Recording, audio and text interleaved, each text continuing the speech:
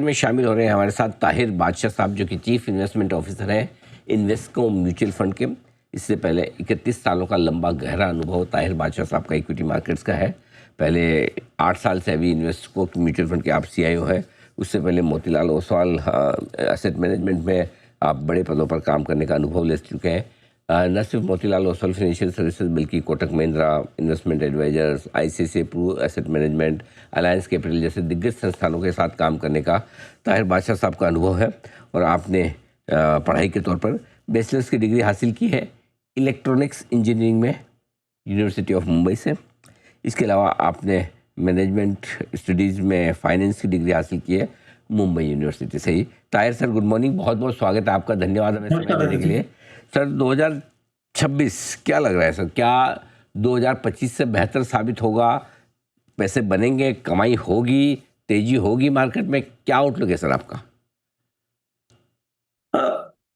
Aggregate level पे energy लगता है कि 2026 शुड बी बेटर देन 2025। ऐसे थोड़े बहुत जो इंडिकेटर्स है वो धीरे धीरे डेवलप होते जा रहे हैं। मैं नहीं कहूँगा कि it will be a runaway market, लेकिन जो हमने थोड़ी बहुत ढील देखी है 2025 में, वो कुछ जो रीजंस रहे हैं, चाहे वो ट्रेड रिलेटेड हो या चाहे फिर वो जियोपॉलिटिक्स रिलेटेड हो या चाहे फिर वो अर्निंग्स की जो किल्लत रही है उसके लिए हो, वो आई थिंक धीरे धीरे करके मुझे लगता है कि 26 में सेटअप विल बी डिफरेंट या थोड़ा रिवर्स होने की संभावना जरूर है।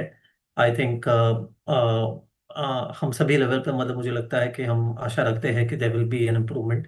अर्निंग्स की इम्प्रूवमेंट थोड़ी बहुत हल्की सी दिखाई देने ऑलरेडी शुरुआत हो चुकी है in the last quarter, and I think वो थोड़ा मोमेंटम और पिकअप करेगा। बेस इफेक्ट का भी सहारा रहेगा हमें ड्यूरिंग द कोर्स ऑफ 2026।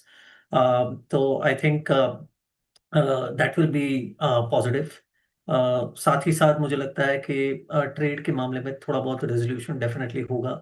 अगर नहीं भी होता तो I think market is already kind of price that in, और हम अगर आंकड़े देखते हैं एक्सपोर्ट्स के तो they are not as bad, जो शायद एक चिंता का विषय रहा है कि 50% टैरिफ होने के बाद जो अफेक्टेड सेक्टर्स हैं उनमें बहुत ज़्यादा इम्पैक्ट आएगा। आई think it is being made up in other ways.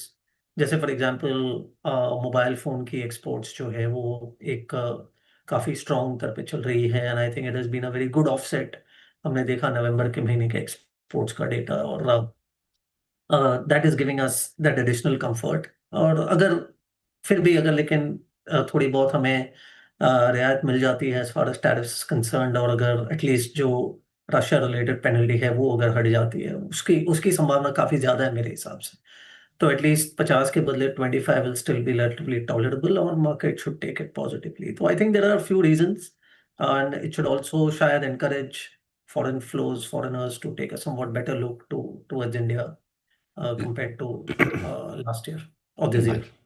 2026-2025 से बेहतर साबित हो सकता है, ये उम्मीद है ताहिर बादशाह साहब की। लेकिन एक ग्लोबल मार्केट पर आपसे राय लेना चाहता हूँ, क्योंकि लोगों को डर यही कि हमारे मार्केट तो सस्ते भी हैं, 2025 में चले भी नहीं तो ज़्यादा समस्या है नहीं, लेकिन अमेरिकी बाजार लाइफ हाई पर है और कई लोगों को लगता है कि बबल बनने की तैयारी वहाँ पर या बन रहा है, या जो भी समझे।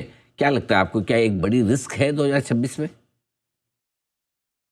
देखिए, हमें ग्लोबल मार्केट्स का कुछ एक्चुअली बेनिफिट मिला नहीं है, तो फ्रॉम अ पर्सपेक्टिव कि अगर वहाँ की मार्केट्स अगर करेक्ट भी होती है तो मुझे नहीं लगता है कि हमें या इंडियन मार्केट्स को उससे ज़्यादा दिक्कत होगी, बल्कि शायद थोड़ा फायदा हो सकता है। बिकॉज कुछ हद तक जो टेक्नोलॉजी और एआई रिलेटेड जो ट्रेड है वहाँ पे, और काफ़ी मजबूत ट्रेड है मेरे हिसाब से।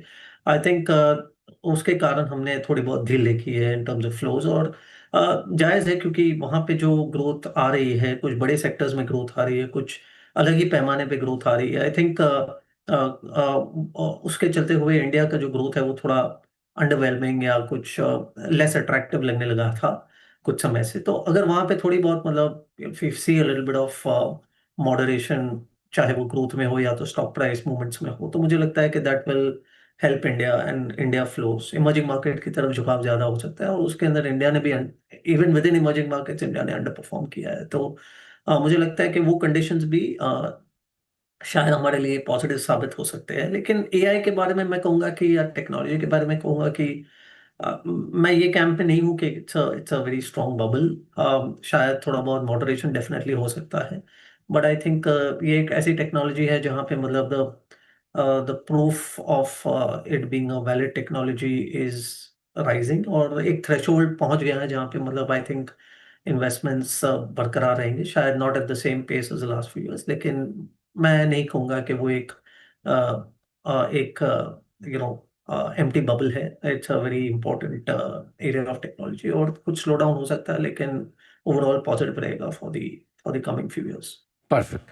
क्या लगता है आपको, कंपनियों की कमाई इस साल लौटेगी वापस से, और किस तरह की ग्रोथ की उम्मीद, अर्निंग्स ग्रोथ की उम्मीद आप कर रहे हैं? तो दैट ये तो एकदम फंडामेंटल मुद्दा है, और that is where the whole market की जो इंडियन मार्केट की जो परफॉर्मेंस है वो हिंज करेगी। बाकी सब चीज़ें भी इंपॉर्टेंट है, लेकिन क्लियरली हमें अर्निंग्स की एक्सेलरेशन देखनी है, और आई थिंक इस बार हमें लगभग हमारे ही मतलब डोमेस्टिक बलबूते पे ही हमें अर्निंग्स डेमोन्स्ट्रेट करने की जरूरत पड़ेगी। आई थिंक उस संदर्भ में मैं कहूँगा कि ऑन अ लो बेस जो जहाँ पे हम 7-8% वाला ग्रोथ इस बार इस FY26 में देखने वाले हैं, उसके सामने I think we should see healthy double digit growth. Market की अपेक्षा उम्मीद ये है कि शायद वो FY27 अर्निंग्स निफ्टी की अगर बात करें तो 16-17% की उम्मीद है। मुझे लगता है कि that will be a somewhat थोड़ा स्ट्रेच टारगेट होगा, स्ट्रेच गोल होगा, लेकिन क्या मार्केट कैन डू समथिंग, या Nifty can do something between 13 and 15%? अगर बॉटम अप तरीके से देखें, सेक्टर बाय सेक्टर कॉन्ट्रीब्यूशन देखें, तो लगता है कि 13 से 15% की उम्मीद जरूर हम रख सकते हैं। And I think that will mean के क्लियरली एक इम्प्रूवमेंट, और एक अच्छी बात ये होगी कि this will be in line with जो हमारी लॉन्ग टर्म ग्रोथ प्रोजेक्टरी रही है, वो 12-13-14% के करीब रही है। तो I think that will be good to see Indian earnings come back to that level. लेकिन शायद मैं बहुत ज़्यादा पी रे रेटिंग की उम्मीद न रखूंगा इस समय। एज ऑफ नाउ अगर हमें ये अर्निंग्स ग्रोथ ही मिल जाती है, तो मुझे लगता है कि इंडियन मार्केट इतना तो कर ही लेगी in terms of market appreciation. तो ये है आपके लिए अर्निंग ग्रोथ को लेकर आगे का आउटलुक।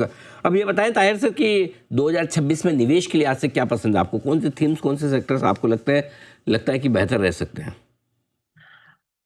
तो देखिए, रिस्क रिवॉर्ड बैलेंस के हिसाब से अगर मैं बात करूं, तो जो हमने 2025 में देखा है, 2024 मिडिल ऑफ 24 से लेकर अब तक देखा है, तो आई थिंक और जैसे मैंने जैसे मैंने कहा कि अर्निंग्स में थोड़ी बहुत एक्सेलरेशन डेफिनेटली हम चाहते हैं आएगी, और आई थिंक वो अगर मद्देनजर रखते हैं, तो मुझे लगता है कि दो एरियाज है जहाँ पे निवेश की अपॉर्चुनिटी है। एक तो है, मुझे लगता है कि लार्ज कैप रिलेटेड जो एरियाज है वो, या लार्ज एंड मिड कैप वाली जो एरियाज है वो शायद will be a good starting point for 2026, क्योंकि एट वन लेवल जो सिस्टम में रिस्क है, चाहे वो ग्लोबल रिस्क है या डोमेस्टिक रिस्क है, उसको भी हम ध्यान में रख रहे हैं। तो एक बैलेंस अगर मैं कहूँ कि जहाँ पे पॉजिटिव्स भी है, लेकिन अगर रिस्क जो है सामने हमारे, उसको भी अगर हम कंपटीशन में या कंसिडरेशन में अगर लेते हैं, तो एक लार्ज कैप की एरिया है जहाँ पे मुझे लगता है कि एक डबल डिजिट अप्रिसिएशन की संभावना हम रख सकते हैं। और दूसरी ओर पे मैं कहूँगा कि अगर कुछ हद तक निवेशकों को अगर रिस्क लेने की संभावना है, कैपेबिलिटी है, तो मुझे लगता है कि स्मॉल कैप एक ऐसा area on the other spectrum जहाँ पे मुझे लगता है कि एक एसआईपी के रूप में या धीरे धीरे करके मुझे हमें इन्वेस्ट करना चाहिए, क्योंकि सेक्टर ने अंडर परफॉर्म किया है, सेगमेंट ने अंडर परफॉर्म किया है। लार्ज कैप ने पॉजिटिव रिटर्न्स दिए हैं, मिड कैप ने पॉजिटिव रिटर्न्स दिए हैं 2025 में, लेकिन स्मॉल कैप एक ऐसी जगह है जहाँ पे index is down 7-8% in the last 1 year. और हमने, जहाँ तक मेरा अनुभव रहा है, मुझे लगता है कि स्मॉल कैप्स जब भी एक नेगेटिव परफॉर्मेंस से गुजर रहे होते हैं, that is the best time to actually commit some investments into small cap, and specially अगर 2-3 साल का पर्सपेक्टिव ले सकते हैं, तो यूजुअली वहां से अप्रिसिएशन अच्छा खासा मिल जाता है, क्योंकि पहले लेवल पे इकोनॉमिक एक्सपेंशन थोड़ी स्लो होती है, लेकिन जैसे जैसे साइकिल मजबूत हो जाती है, तो I think it becomes lot more broader, और उस दौरान स्मॉल कैप्स या ब्रॉडर मार्केट को ज़्यादा बेनिफिट होता है। तो आई थिंक वो एक शायद 27 नहीं तो 28 की संभावना हो सकती है। तो मुझे लगता है कि 27 के दौरान स्मॉल कैप्स भी एक ऐसा हिस्सा हो सकता है जहाँ पे आप निवेश कर सकते हैं। तो to opposite side of the spectrum पे मुझे लगता है कि अपॉर्चुनिटी मुझे दिखाई दे रही है। Tahir sir, good morning. Neha this side. Sir, आपने लार्ज और मिड स्मॉल कैप्स को लेकर तो रणनीति बताई, कोई ऐसी थीम्स भी हैं सर पे फोकस करना चाहिए या जिसको अगले साल अवॉइड करना चाहिए?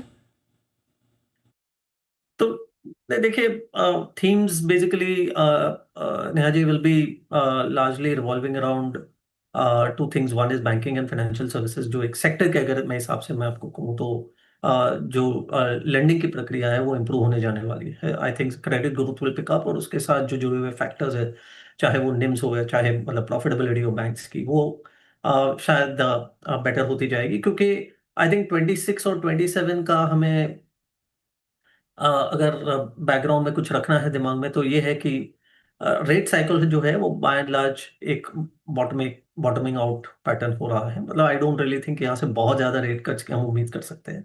तो एक एक तरीके से रेट कट साइकिल जो है वो करीब-करीब कंप्लीट होने जा रहा है। तो उससे बैंक्स की प्रॉफिटेबिलिटी और मार्जिन्स में इंप्रूवमेंट की डेफिनिटली शक्यता है। और बैंक्स प्लस नॉन बैंक्स दोनों को फ़ायदा ज़रूर हो सकता है। एंड अगर दूसरे लेवल पे अगर हम देखें तो जो बेनिफिट्स हमें अक्रू हुए 2025 में with regard to taxation, GST, personal tax cuts, और शायद आने वाले दिनों में इवन जो हमें एथ पे कमीशन इम्प्लीमेंट होने की जो